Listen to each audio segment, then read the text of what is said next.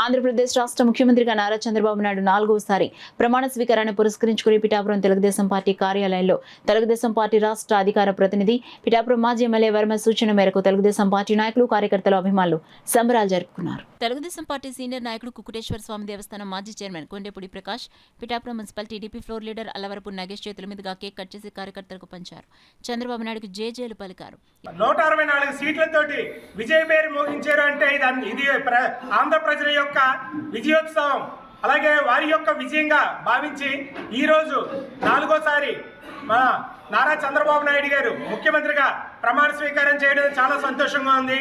మనందరూ కూడా కలలుగంటున్నటువంటి అమరావతి స్వర్ణాంధ్రగా ఈరోజు రూపుదిద్దుకుని అమరావతి రాజధానిగా ఆయన అక్కడ ప్రమాణ స్వీకారం చేయడం చాలా సంతోషంగా ఉంది.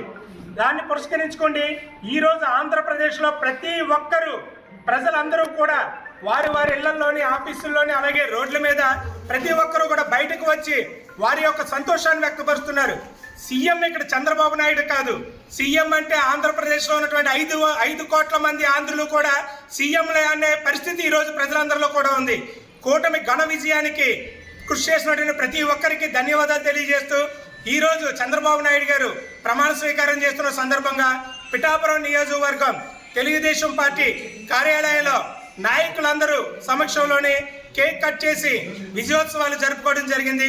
అదేవిధంగా ప్రజలందరూ కూడా ఎదురు చూస్తున్నటువంటి స్వర్ణాంధ్ర పాలన చంద్రబాబు నాయుడు గారు అలాగే పవన్ కళ్యాణ్ గారు బీజేపీ తరఫున పురంధరేశ్వరి గారు కలిసి ఈ ఆంధ్ర రాష్ట్రానికి అందించి ఆంధ్రప్రదేశ్ని స్వర్ణాంధ్రగా తీర్చిదిద్దారని చెప్పి ప్రజలందరూ నమ్మి ఓటేసినందుకు వారి యొక్క నమ్మకాన్ని వమ్ము చేయకుండా ప్రతి ఒక్కరూ కూడా నాయకులందరూ కూడా ప్రజలకు సేవ చేస్తారని చెప్పి ఈ సందర్భంగా తెలియజేస్తూ ఈరోజు ఈ విజయోత్సవానికి కారకులైన ప్రజలందరికీ కూడా పేరు పేరున ధన్యవాదాలు తెలియజేస్తూ